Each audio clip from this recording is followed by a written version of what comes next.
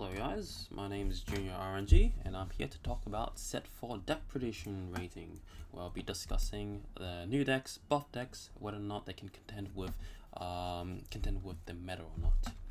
So just for ground rules here, this is just a prediction, simply just comparing how it would contend with set 3 meta.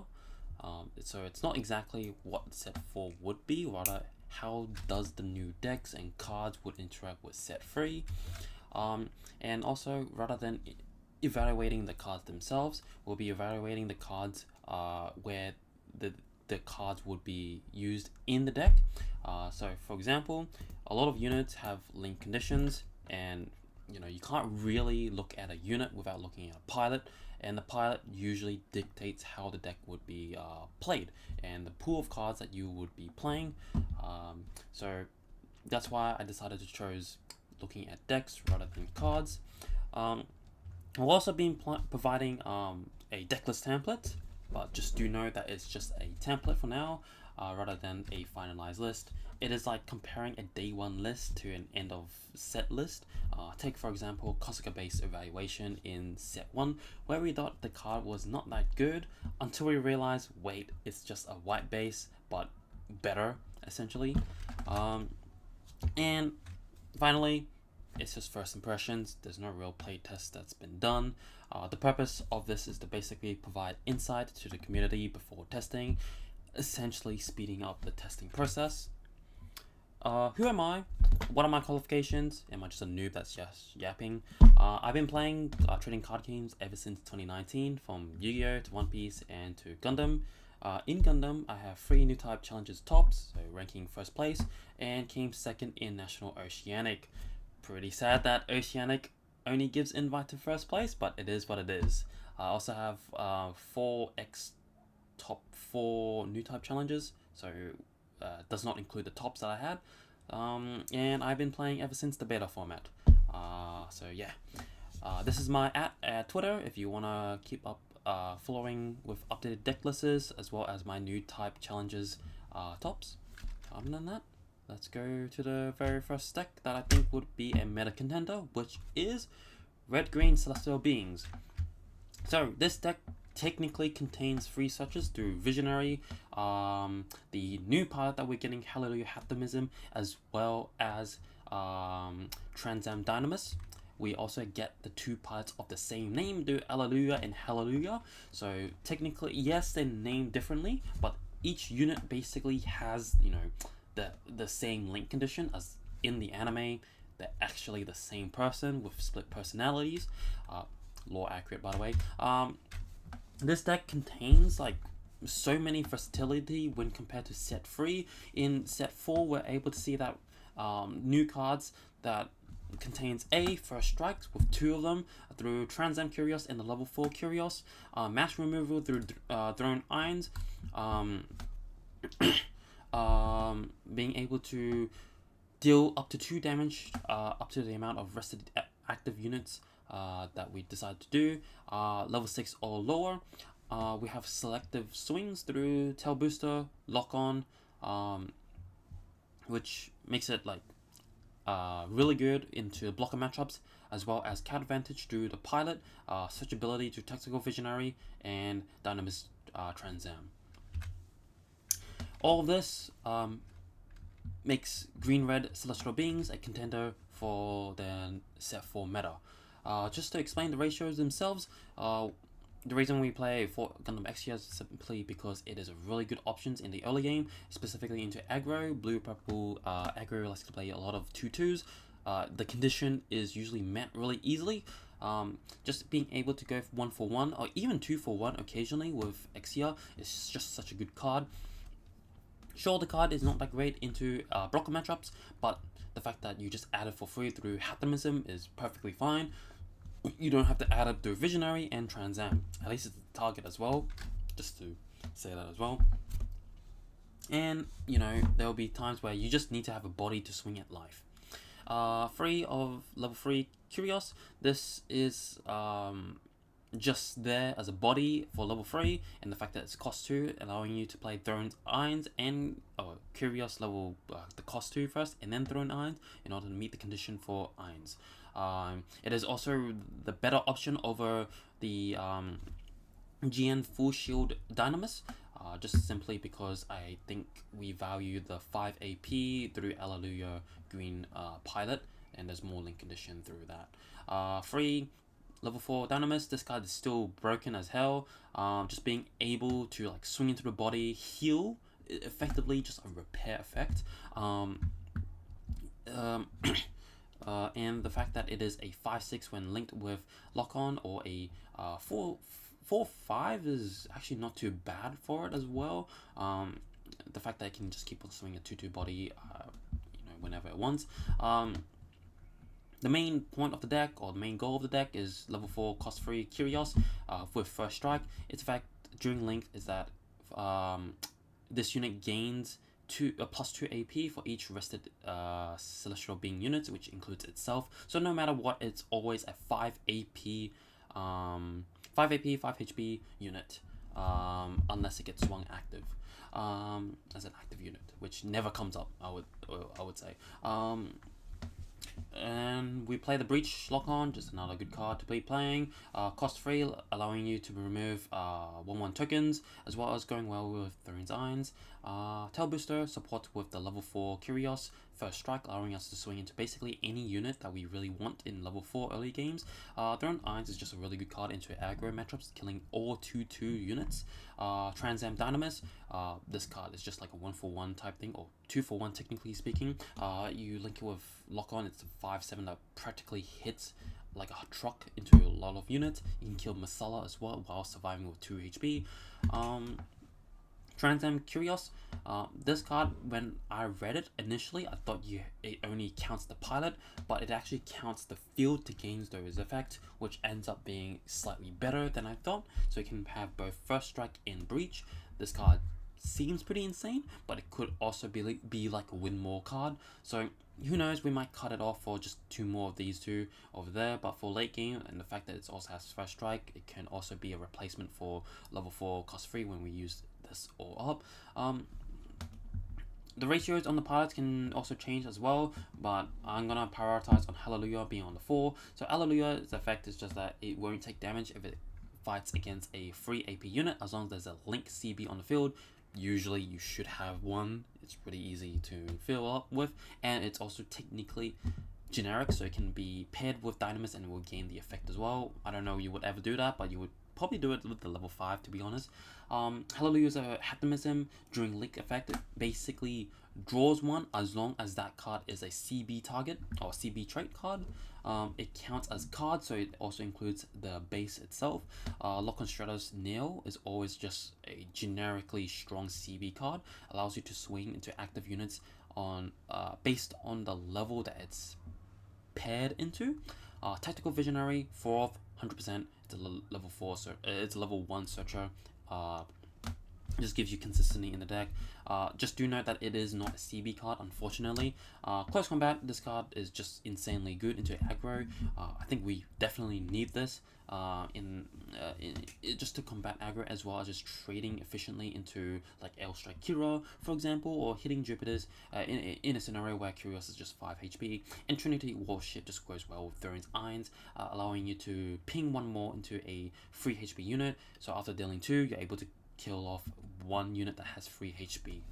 It also goes well with Close Combat if you want to deal extra damage to it.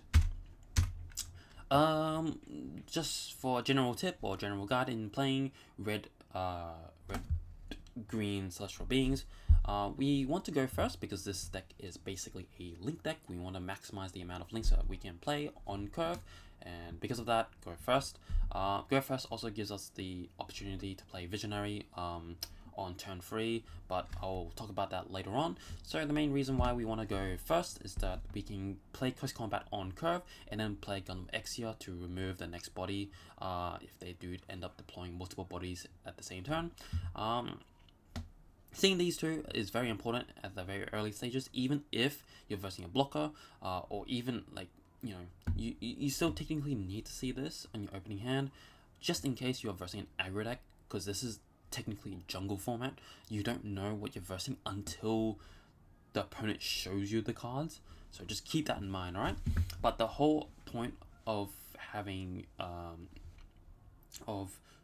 mulliganing is to look for cards that can beat blue purple, or specifically just aggro decks. You don't want to be greedy with your hand, essentially. Furthermore, close combat in this example over here is basically what you could theoretically use it for. So for example, if L Strike Kira was to ever swing into a rested Curios that is just 5 AP, you could just close combat it in order to deal the extra damage, basically trading it.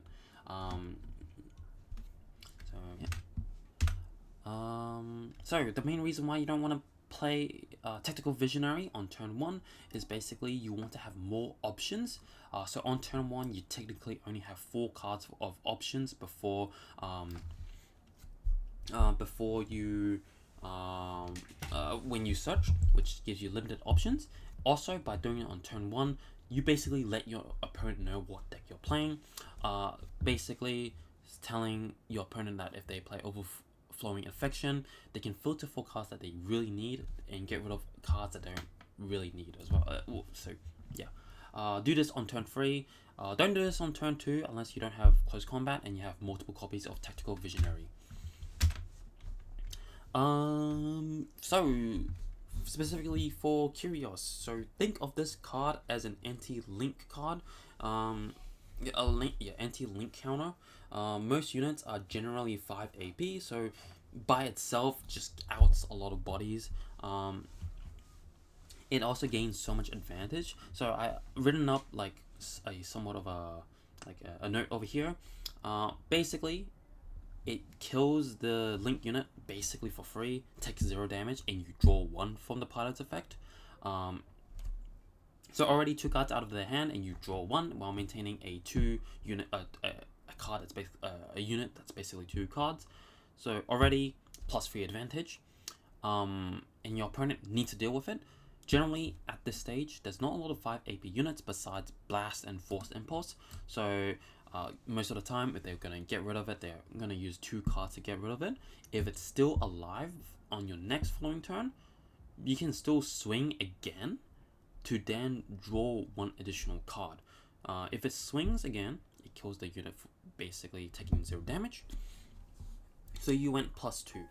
Another thing to note is that Tail Booster helps you with Curios, allowing you to attack active units. So this will actually come up a lot into blocker matchups, because in a blocker matchup, their goal into first strike is to have cheap blocker units and use strong link plays to basically try to out it. Curios basically, the Tail Booster basically allows you to out those cheap blockers on your next following turn. Let me just drink water here.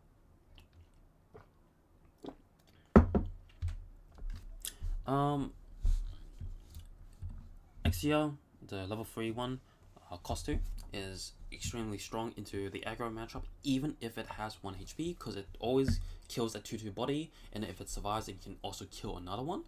Even if it gets dealt with Balbato's Adapt with Mikazuki, if they do swing, which they 100% would swing, or 90% of the time would swing, it's just 1 swing, so 1 swing with another unit, most likely. In this case, you can then go to playing Curios to basically deal with it, and then you draw a card out of it through the pilot's effect, and then they usually have to respond with Gundam Amuro. If they do that, that actually gives you an extra turn for you to set up for Thrown Irons in order to basically board wipe the aggro board. Finally, if Curios is still alive, as I said before, use Tail Booster to basically punish players that doesn't want to swing, so that you still proc the first strike effect and be able to draw 1 while removing a board on the field. And then you can use the level 5 cost 3 Curios linked with Alleluia to deal 1 damage to everything, basically everything in the aggro matchup. So that then on your next following turn, you can play Thrown Irons to basically remove everything on the field, or play another one if you play another one, I feel like the game is already over for them, because alright, I'm just basically dealing 2 every single turn at this point. Here's everything. Take a screenshot if you wish. There you go. Other cards to really consider in this deck. So why I consider Close Combat over Battle of Aces. Close Combat is just much more generic and better into the aggro matchup, as Battle of Aces is just better when against control decks. So I actually forgot to mention about this when I'm creating the slides. The ship also pings 1 more damage, so Battle of Aces actually procs up for this matchup, so it does come up at time to time again, but just because of Close Combat allowing you to interact with 2 units, I just found it being much more better. Also, it just trades into AL Strike, so there's that. But if the game does become more in line with control meta, then Battle of Ace should be considered, because it outs basically a 4 HP unit through using the ship's effect. Also, do not play Improved Technique.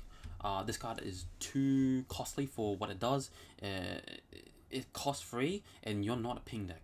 On turn 4, you really want to develop a link board, and on 5 and 6 you usually only have 2 or 1 resources left floating up, so you're not enough for Improved Technique.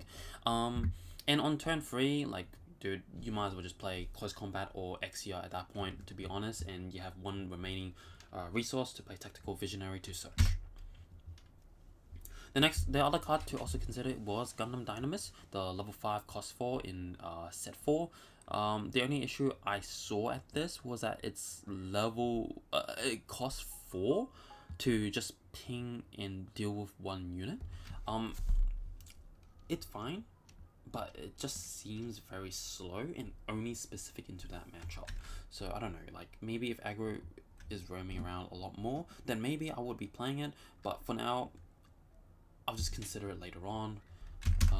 And finally, Dynamis GN Full Armor. This card can be fataled, but it is actually really good into aggro matchups because it is effectively a free 6 body when linked with lock on, because of its effect that it takes 1 less damage.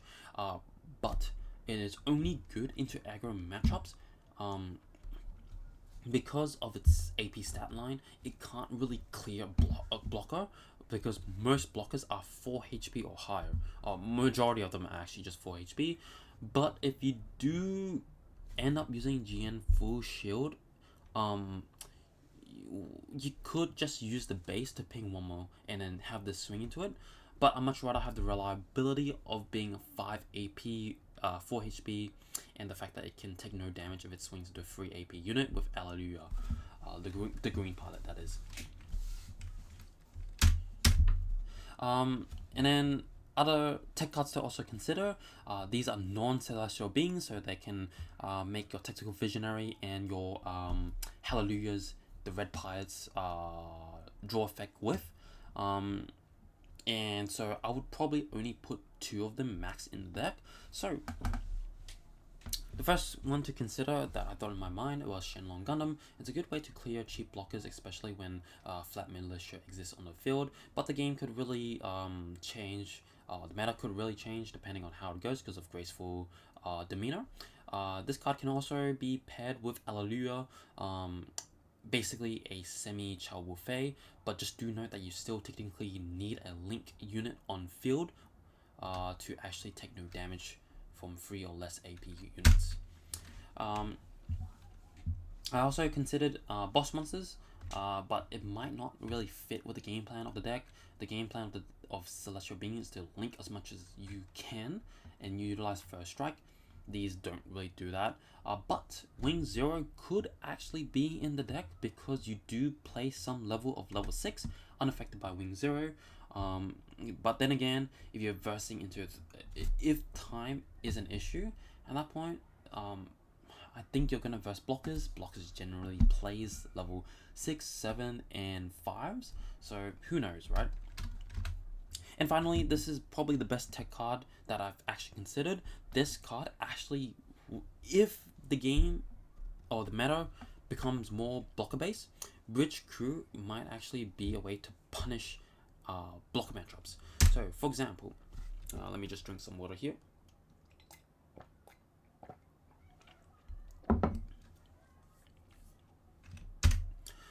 Against the O deck, you can use this with Curios to basically out the Masala for free.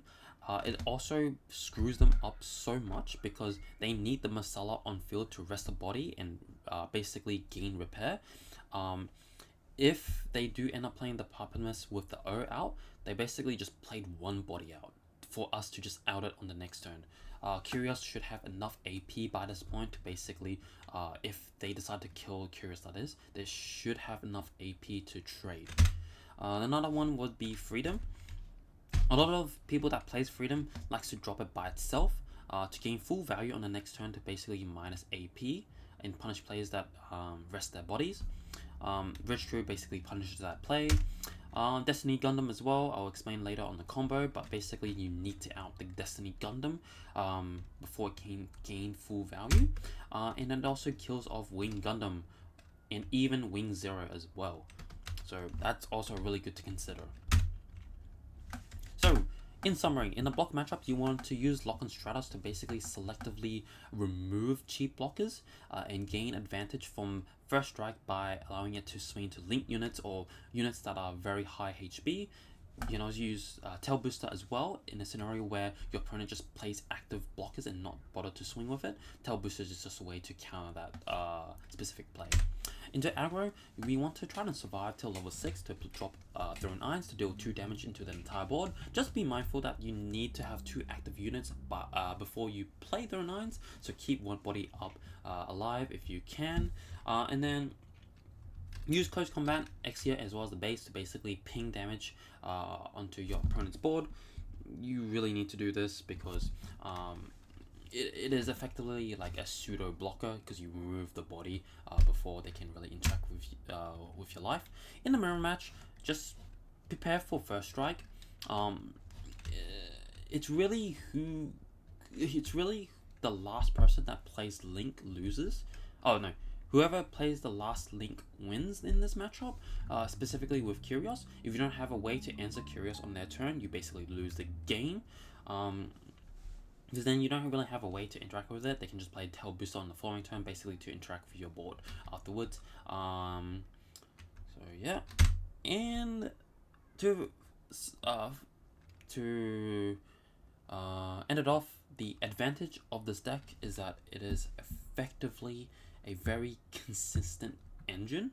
If it is able to pop off, you do need to have the red pilot to search. You need the pieces to see it, and it's very flexible in both adapting to the board state, in both defending and being very aggressive and controlling. Disadvantage is that because it is a Link deck, you do play high amounts of pilots, so you do end up having a lot of pilots in hand. It is what it is, man. Not only that, the level 4 units needs to be linked. If you don't link them, it feels really underwhelming. And Haptimism is probably the best pilot. Not saying it is very rough. Tactical Visionary is also not a CB card for some reason. I don't know why the game design is like that, but it is what it is. And it's not really a major flaw, but level 5 units just feels more supportive turn, and the fact that the deck realistically only interacts with level 6 or lower. Lock on max level is level 6, and Tail Booster max level is 4 or lower, and has to be selectively targeted to a Super Soldier linked unit or paired unit. Let me just drink some water here.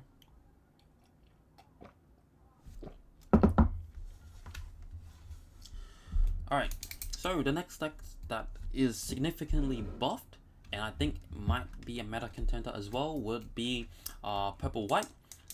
I've actually played this deck in set 3.5 in The Sims, having a 75% win rate with 50 wins and 20 losses on top of my head.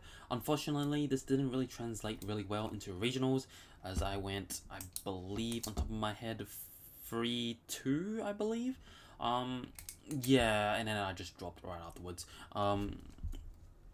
But But essentially, the whole entire point of this deck is that why would you ever want to play Show Resolve when you can just play a body instead that could interact with the units in field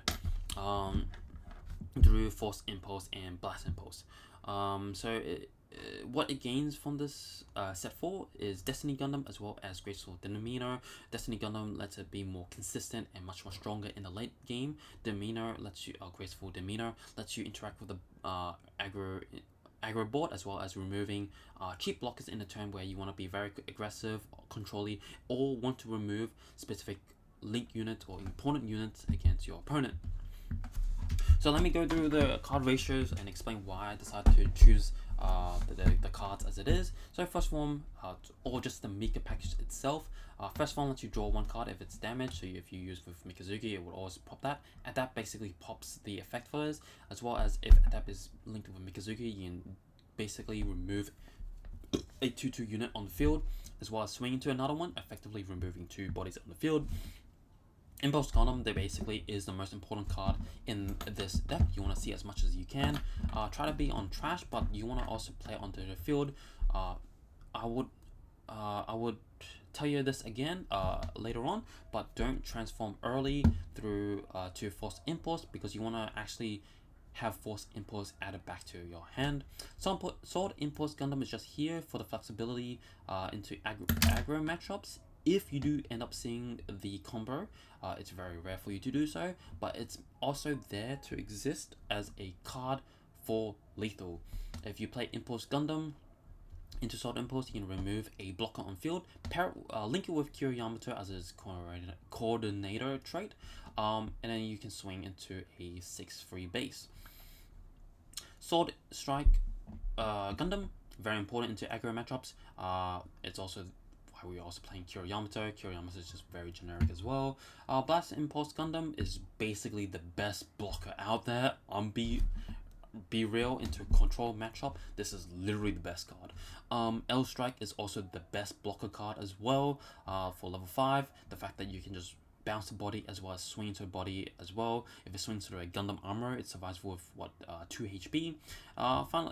Force Impulse Gundam, just the most important, second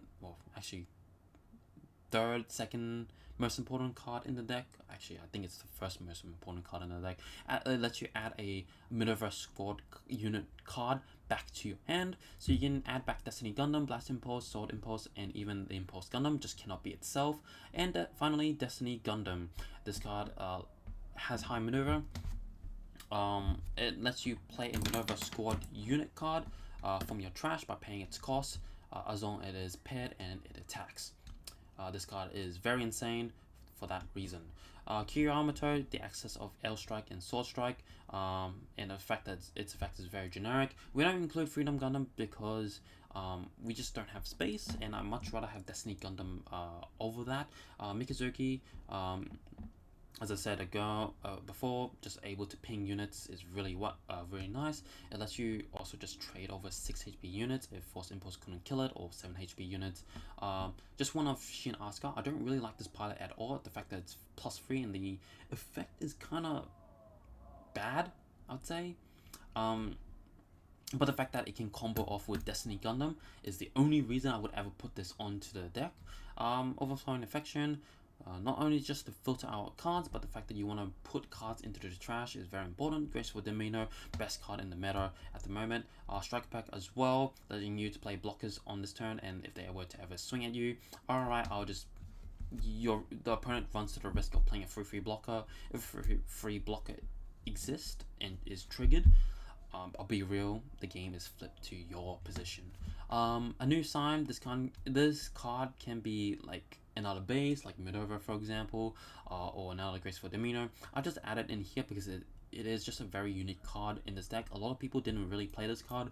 When I played it in The Sims, it actually helped me a lot because it filters out the cards that I do not need. For example, Sword Impulse Gundam, or even another Impulse Gundam to the trash, so that I am able to proc the effects of Force Impulse.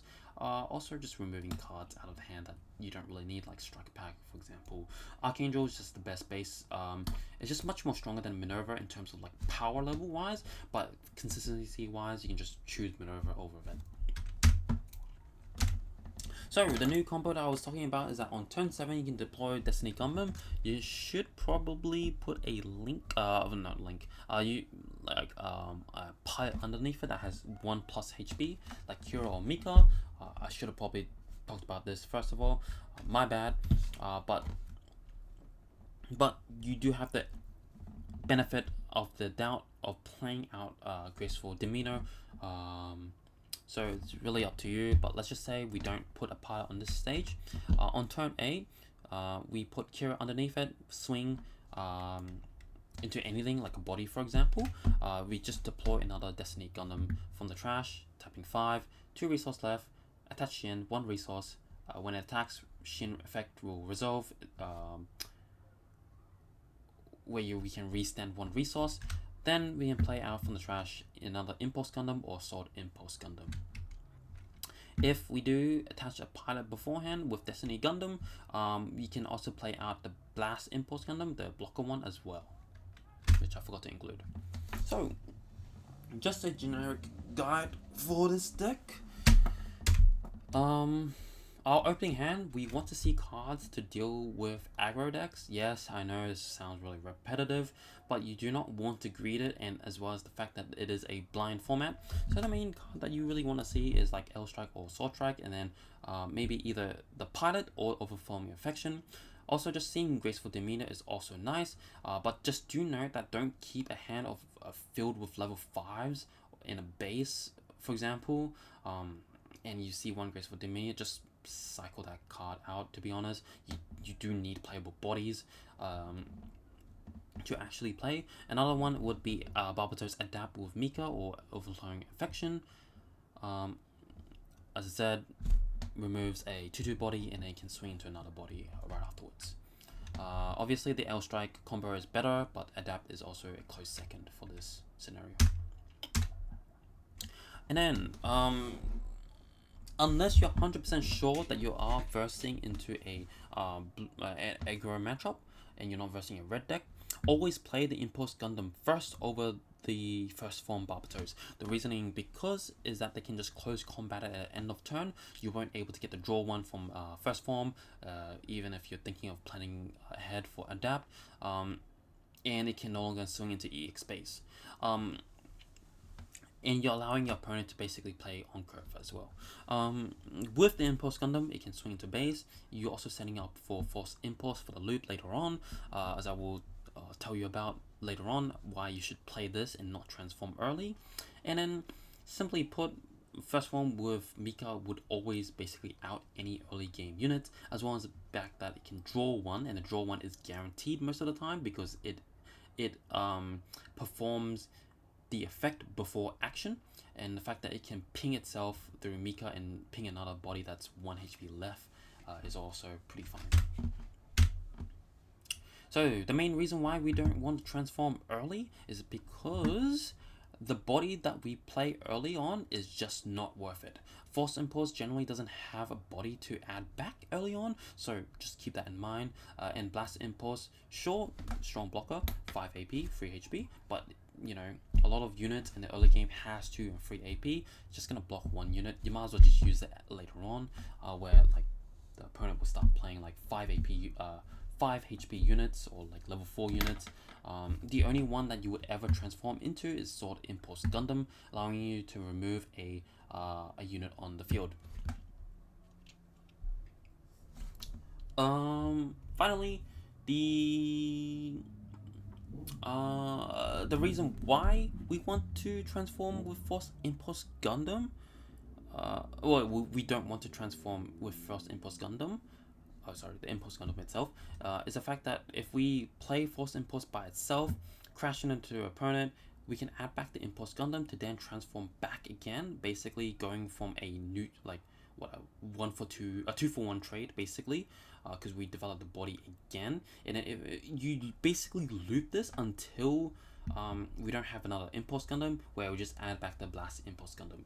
And the Blast Impulse Gundam is still really strong as a blocker, as I said before, because it is a cost free that is 5 AP. 5 AP trades really well into a lot of units. The fact that a lot of units HP with Link with the right pilot usually is 5 HP.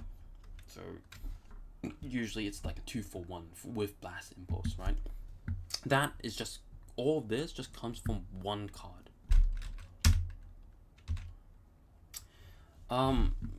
Then the reason why the blast or blocker impulse is really strong is because, for example, let's look at this board state on both sides. Armor Array rests the blocker or rests the Gundam. If the Gundam was to ever swing into our board or swing into life, you can just trade it with blast impulse. Lilith can swing into this, but it's always like a 1-for-1 trade. It also gives us another target for force impulse, basically to swing back or swing into the Gundam. In this one, sure, Kiro does punish a little bit more, especially if it's played on level 5, and Force Impulse is the only one that's on the field. But if we do end up developing 2 Blast Impulses, the L Strike cannot really swing safely because one of them will have 5 AP to basically trade. Sure, they can swing with 2 Lilith at first, but if you have a base develop on field, it really doesn't really do that much, to be honest, because we can just swing it back at it later on. Here just tells you about like Mika, Adapt, and First Form. The fact that just it's there to exist as both an aggression and late game ping matchup, to basically to trade to the board much more efficiently. Treat them as such. If you have the opportunity to play very aggressive, do it. But if you're playing a blocker matchup, the pings are always like really good for those situations. Other cards to really consider, as I talked about, you can really go with Archangel and Minerva. Really simply, just take your pick, honestly. Archangel is much more stronger. Minerva is just much more consistent. You fill up the trash. Minerva doesn't. The effect of Minerva doesn't proc if it's burst out of base, burst out of life, unfortunately. But the effect is still good enough to be very consistent. So really take your pick. You could remove a new sign for 2 Minervas and 3 Archangels. That's also a consideration to go with. Blockers, you can remove the Tekken Mac package for these ones. It's always just good to consider, but Fatal Strike just counters it, so I don't know, man, it's really up to you.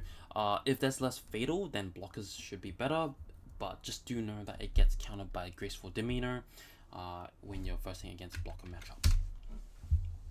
Finally, the last card to also consider was the set 4 Sword Impulse Gundam, but the issue is the main differences between it and the shorter deck counterpart is that this one can be deployed in hand and uses its effect, and the fact that but this one is not a coordinated trait, where Lethal actually came up so much with Kira, with Impulse Gundam, transforming it basically. So furthermore in set 3, when I was playing it in The Sims, deploying it just never really came up. So I don't know, man. I really just think the Structure Deck 9 version is just much more better. You get more reward out of it.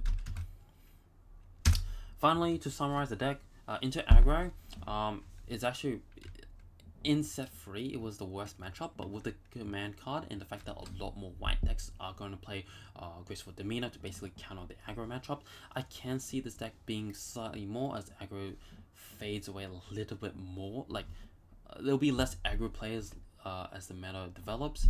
Aggro will still be there though, just to give you a heads up. Just a very easy deck to play. Into the late game, it is significantly much more better. It has an actual boss monster that the opponent must actually deal with. If one of the Destiny Gundams stays alive, it basically will always prolong the advantage. Even if they do end up removing it, Force Impulse is there to add it back to hand, I believe. I believe Force Impulse can add any Minerva squad unit on top of my head. Yeah, I'm pretty sure it is. And the 5 AP stat line is very strong because it can basically trade into most linked units. Into the O matchup, you can use the L Strike to balance the Masala. Destiny Gundam also just is significantly better than the O because it would have, if paired, would have the same stat line, same HP stat line as the O, unless they go Unforeseen Incident. In the mirror matchup, it's basically who plays better, basically. I know that sounds like like a cop-out answer, but realistically speaking, it's whoever plays more aggressive, who can play more for card advantage, and who plays Destiny Gundam first and procs the effect first. The main advantage of the deck is that you gain card advantage rather than playing command. Rather than playing command card, you play a unit on the field. You have access to 5 AP blockers, which is just really powerful for what it does, and it's very flexible after turn 5. As that being said, the game plan is really only starts on turn 5. You're very weak on 4 and 3. That's why we play cards like Sword Strike, Kira, and Mikazuki to basically prevent the issue from happening. Also, red beats the Blast Impulse, but Force Impulse Gundam is a 4 HP unit and it has an on KO effect or destroyed effect. So it makes it, actually really good into the red matchup as well. But that being said, if you don't really see your pieces like the Impulse Gundam and Force Impulse Gundam, then the deck just feels really bad. And for players that don't really understand the whole goal of the deck, it might feel really bad because you might expand your entire card or hand size too early on, where Force Impulse's advantage might not kick up. Anyways, template on the deck list is over here. Feel free to look at it. Feel free to make any changes. Anyways, I'm gonna drink my water here.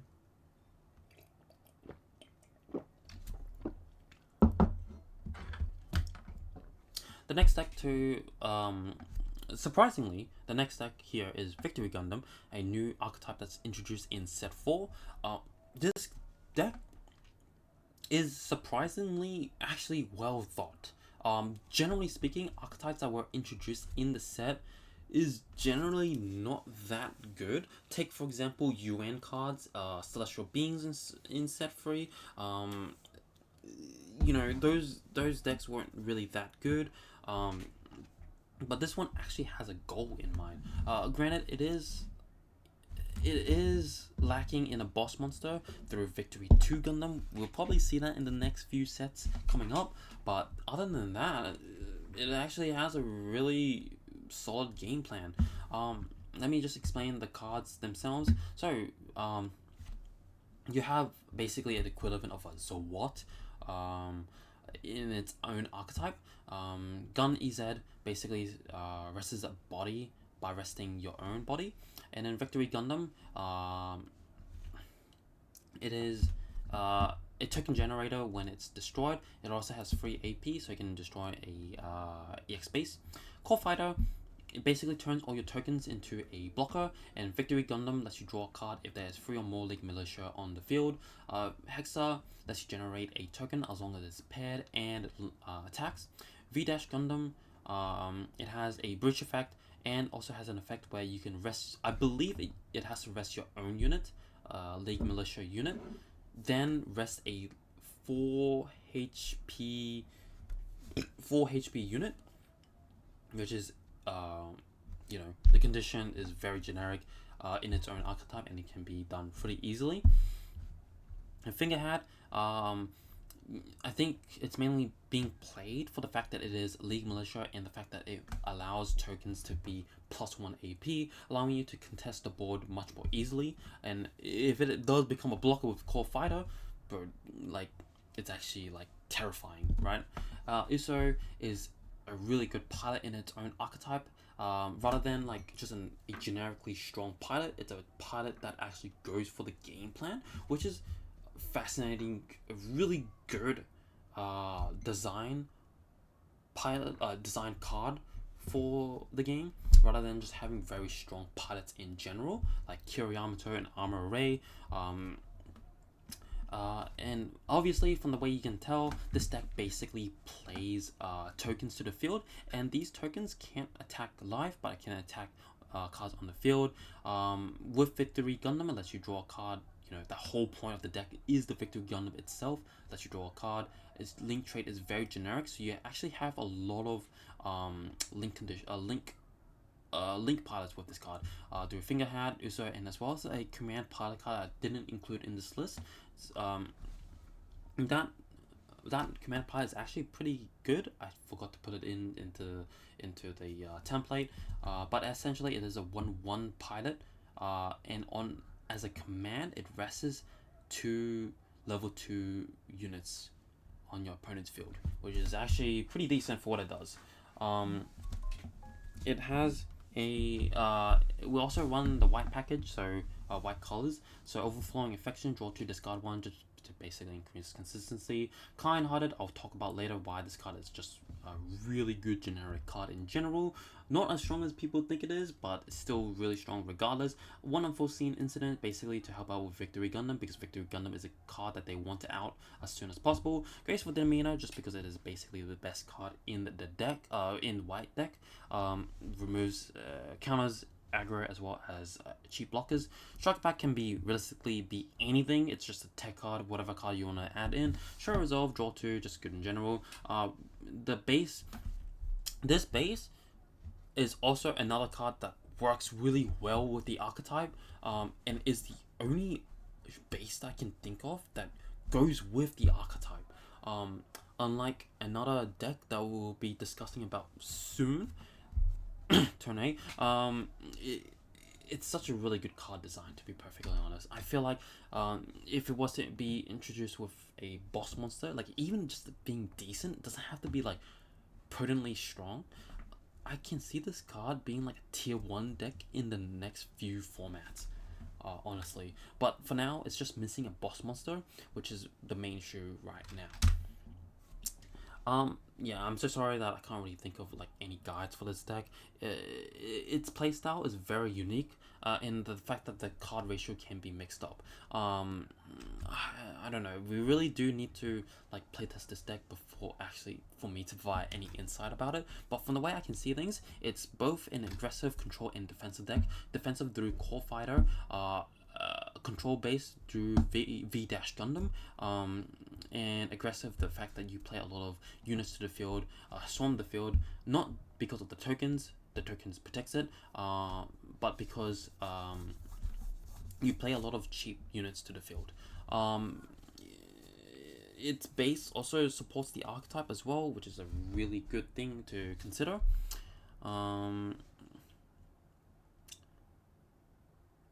The disadvantage of this deck is that there is no boss monster yet. The best thing you can really deploy is a 6/6 unit. That's the high stat line you probably ever get into. Also, not seeing your level 4 early units punishes your level 4 players. Core Fighter and Victory Gundam is so heavily reliant on the fact that you can see tokens or units on field, and it is really harsh matchup into red if trading incorrectly. Sure, the tokens can be removed, but it's also one less ping onto your actual units. That being said, in the GCG station, YouTube station presentation on Victory Gundam, Shaw lost to G-Fred, but just to give you heads up, the player swung a fully HP unit V-Gundam into G-Fred when the Victory Gundam, the level 4 one, was on 1 HP. He could have definitely played around in that scenario. Hold up, let me just pause here real quick. I'm gonna drink some water.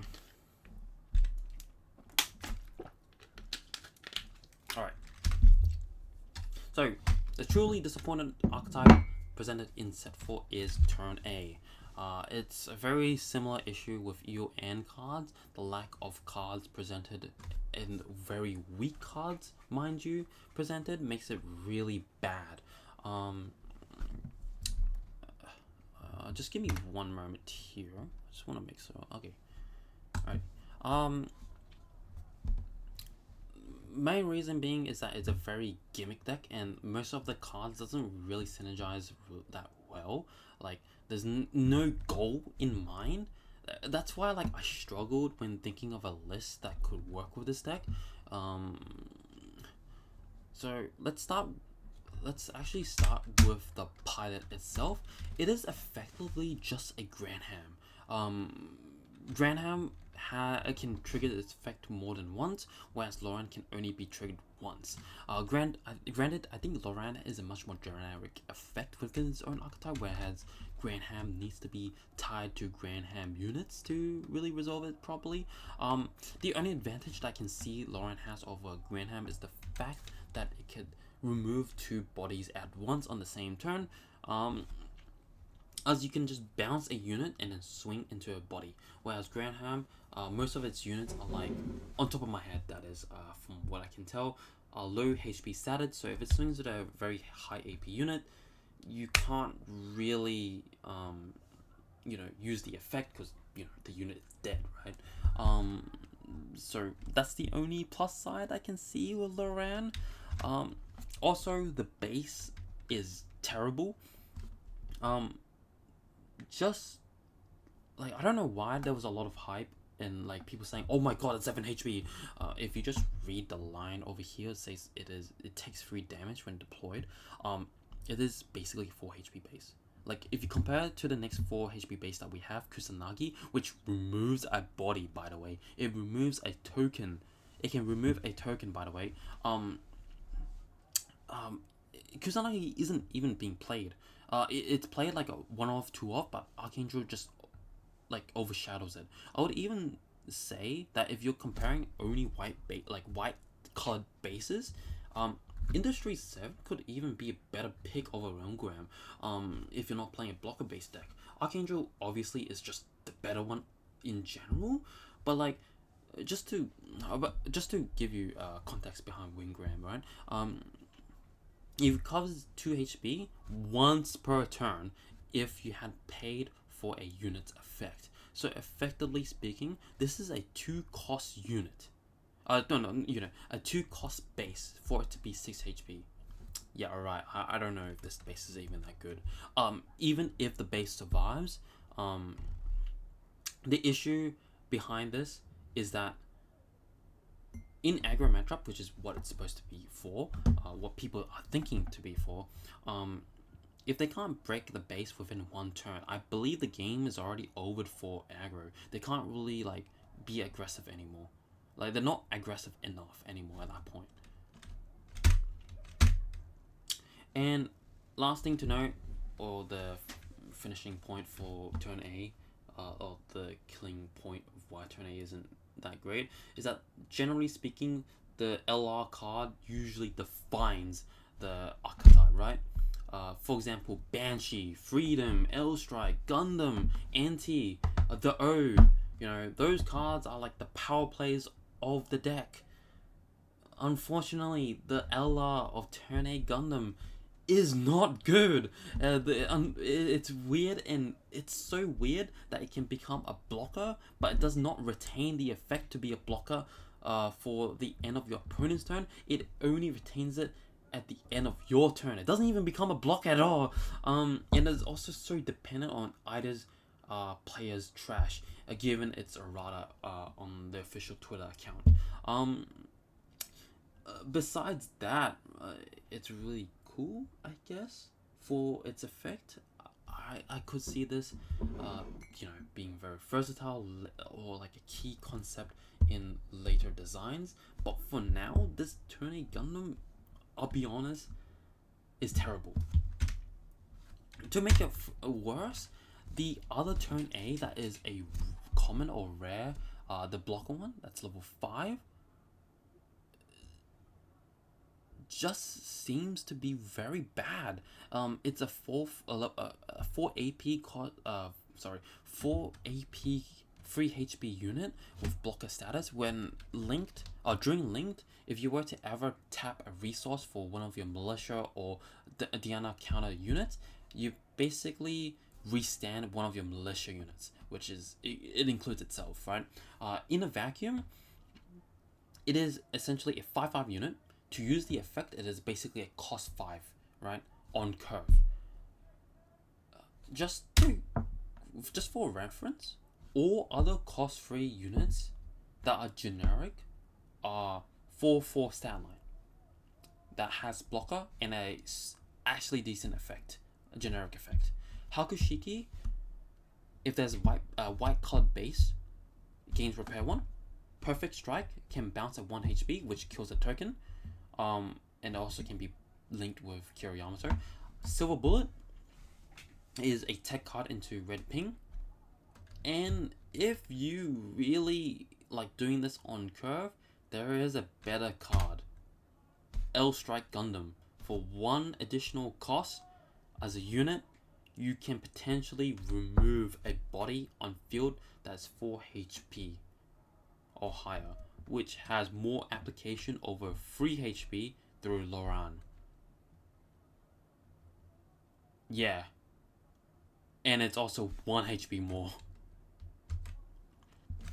Besides that, the level 4 Turn A Gundam, it is a slow link killer because it can reach 5 AP, but if you're gonna link it with Loran, it's already enough to kill it regardless, so I don't know, this kind of seems really redundant at that point. Kapu is actually pretty decent for its archetype, but the only issue is that on turn 4, you really want to spend all your resources to actually play bodies or go for link play. Link play usually costs 3 and +1 for the pilot itself to really go through, like for a strong unit, and then develop board. Usually most units are 2 cost. This limits this, doing it on curve means that you have 3 resources left, not enough for you to really play another body, which is not that good. You're basically playing with an EX resource if you're playing on turn 1, for example. It's fine going second, but I don't know. The only good pilot, the better pilot that I see is Sochi, but not necessarily in this archetype. Sure, it's actually better with the level 4 Turn A Gundam because it can become a 5/5 or 6/5 when it swings, or linked. But I can also see it being used as a weird gimmicky card in Talgis, for example, as it becomes a 4/6 to an 8/6, cannot be armored, and nor can it be L Strike cured. Cannot be bounced as well. So yeah, she's actually pretty decent. The next deck to introduce is the Academy. It was hyped around because of the fact that Slaughter Mercury was the very first confirmed pilot to have the same name to be in a different color. It's meant to be like, you know, a very hyped up deck, which, to be fair, it is actually really strong if it can see its pieces. It has no answer to aggro, unfortunately, where the only real answer is through blockers, graceful demeanor as well. Farah is also pretty decent, I would say, because it's very generic in terms of its link condition. But other than that, man, it's not that there's not a lot of answers for aggro, besides that, as well as, I guess, violence, if you know, you clear the board and now you want to target the active units, right? The reason why I call it a high roller deck is the fact that you do need to see Dawn. You also need to have an EX resource on field to make full use of it, because Yor doesn't really draw one unless you use an EX resource. Slaughter Mercury only gets you the EX resource back if a EX resource is tapped. So yeah. Besides that, I feel like I basically explained the list in general, but just for summary, I'll just skip over through these ones because they're pretty self-explanatory. Dawn is there to exist as a way to basically gain more advantage after you have used one of the Dawn of Fold cards or command cards, where you can equip it with the linked units. Ferret exists as a way to gain another EX resource. I don't really like the pilot because it's only specifically for this one, unless you really want to put it into Ferret, but it doesn't really go well with it. Or nor does it go well with the game plan itself. Rebuild is just really good because you're able to add back which is from Earth or Graceful Demeanor. Which is from Earth is just significantly a broken card. Rebuild, basically the same reasoning of the green rebuild is basically the similar reason to rebuild. You want to add cards like those. It also just lets you add the command cards if you can. The blocker high maneuver rebuild exists because it is technically a really it's just a really good finisher. 4th Cylinder Mercury, basically if you tap an EX resource, you get 1 tapped EX resource back to the field.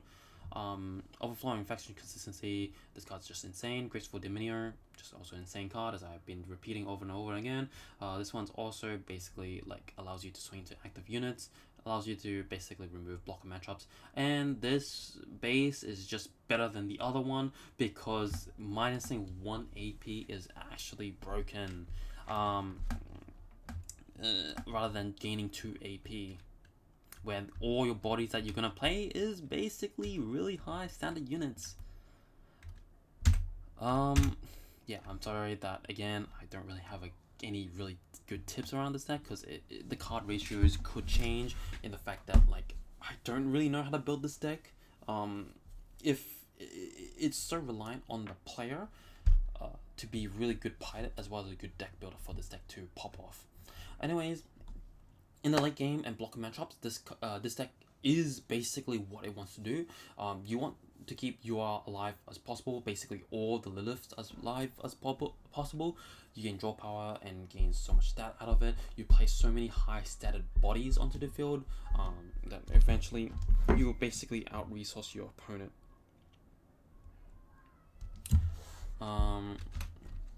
Into the aggro matchup, you're heavily dependent on the blockers to really do its job. You don't really have an answer for it, unfortunately.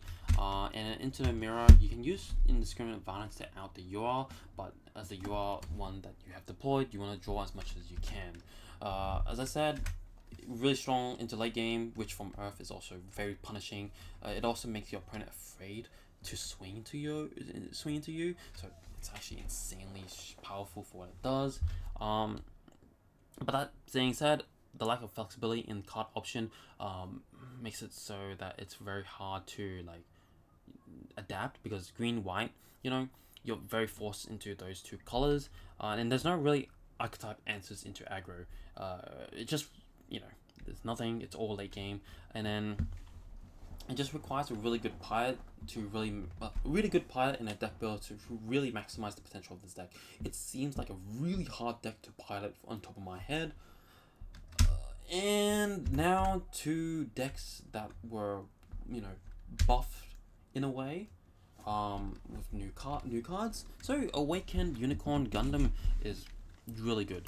A lot of people clown on this card for being like too slow or being really weak for what it does. It's actually insane. If you develop this with Kira on the field, bro, it's -6 AP, man. I'm just saying that basically removes every single body on the field without taking any damage. As a defensive card as well, on your opponent, you interact with close combat. You finish off a unit while being able to reduce an AP. Like, that's insane, no? Into blue-white Banadra deck, it's a 6/8 that draws 1. That's insane, no? Your opponent needs to have a link body as well. Not even any link units, like mid game or early game link units can even out by itself. If you were to ever just activate an action card like Kind Hearted, by the way, that card is an action card for some reason. It's effectively a 6/10 on field. Like, what? that seems really strong, no? Besides that, Neo Zeon also has a strong win condition card. Whether they're red white or green white, I don't really think neither really like cares about it. Like, both of them basically is the same thing, but it's super late game. We don't really know that it would even do anything to aggro matchups. It's good into late game matchups, I'll definitely tell you that much. But this card also relies on, you know, top decking. You know, by the time you reach to level 9 and 10, you're basically in top decking mode. In most games, that is. So, the disappointments of the new archetypes are Trinity.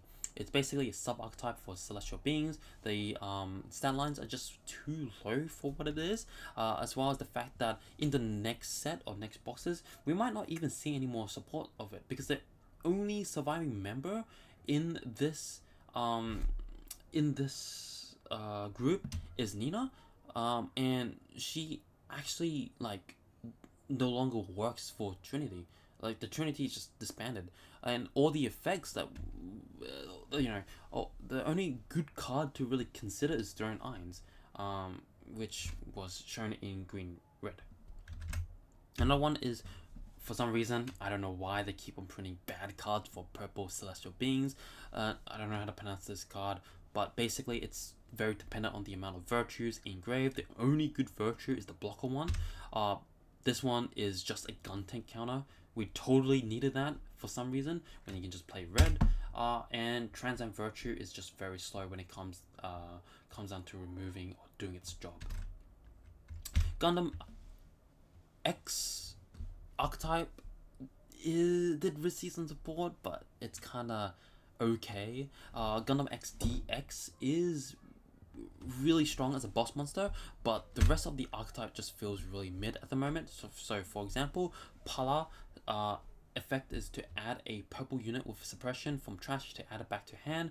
You know, there's something that we also have in the archetype that does that job, Gundam X, and it's much more generic because all of our units are virtue of Vulture based.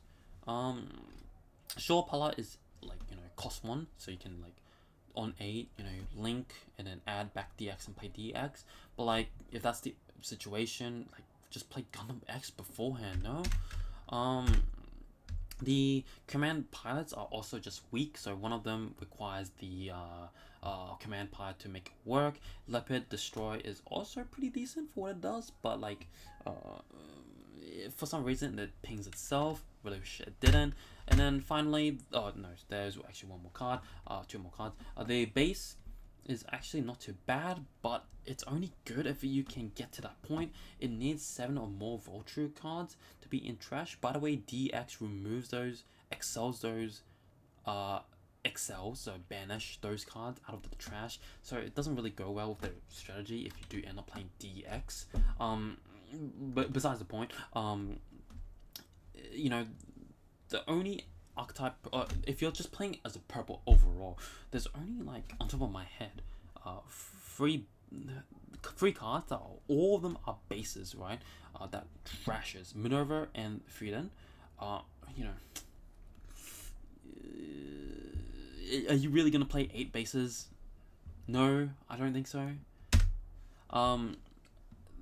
This one's actually pretty decent. I don't know how to pronounce it though. Asperasa. Basically, it's meant to be work in contingent with Divider. You draw 1 when it's deployed from the field, and using it with the link condition of NL, it basically removes any level 5 unit, which is actually not too bad for its stat line. It is a 2/6 when it's swinging, pretty good. Other than that, notable generic cards released for set 4. Graceful Demeanor, as I said beforehand, this card is insane. It can work both against anti-aggro and anti-cheap blockers. It can remove Lilith, Flat Militia, Rick Diaz, tokens, permanently remove tokens by the way, to-do bodies, as well as Shah Zaku 2, because all the Shah Zaku 2 units that we have at the moment are destruction effects, so you want to remove them, and if they replay them, it's better than them deploying cost 1 units. Rizzo, as well as a stat line, it also beats Costco base by itself. There's no real, like, the only way you can play around this is that the opponent has to block first, because blocker occurs first before action. But besides the point, this card is insane for the fact that it has no real restrictions other than that. Burst effect as well, surprise factor, it beats aggro once it resolved for free. Into what do you call it? In most cards in set 3 and set 2 that bounces a body, they're very conditional on being active or rested. Take for example Look of Determination, as well as the Seed command card that bounces a body and make a body a blocker. That only targets rested bodies. That's level 4. This card, just targets regardless of the state of the card itself, as long as it's level 3. So you can also even bounce a linked or paired body as well. It's insane. And then another card to also note is Kind-Hearted. It's not exactly a full counter to red decks. It just makes the red deck fully adapt to its own game plan. This is because, as I said, for Graceful Demeanor, Murida in this, take for example, Murida's effect will proc first before Kind-Hearted, before you can play Kind-Hearted. So the level 5 play can still occur. The main reason why it's good is the fact that it has burst and the action effect to have more versatility on using the card itself. If it's burst, it's a pure +1 card advantage, and then because it is an action card, it lets you leave 2 resource up, and then on the end of turn, you can decide to use Close Combat, for example, or use Kind-Hearted instead to, filter. Another card that a lot of people didn't think that would be that good is Overwhelming Pressure. I think this card is more of a red-white card rather than a blue-red card, because blue-red can brick. Armor is just better in blue-red rather than playing this one. The main reason of this is because it can basically remove any level 5/4 bodies on the field. The fact that it can deal 4 damage, it can remove Masala as well. In red-white, it was so awkward to play this card at all because of the fact that if it was to interact with a if your opponent was to ever deploy a 4 HP or higher unit, you're required to set up properly and play multiple command cards to basically out it. This basically solves the issue for it. Finally, Flat Militia is the best card in the set, without a doubt. 2/4 blocker, another lift. Yes. This would be my meta prediction for the set, presuming there won't be any best of 3. So presuming it isn't best of 3. So the first one, the tier 1, I think it would be blue-white blocker, non-Jupiter's version.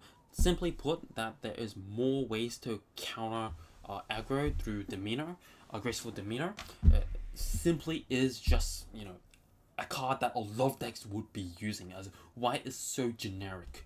The reason I put up non-Jupiter's version is because there's more ways to beat that version, and Armor Akira is simply more consistent. Even Benadra version is just better now, right?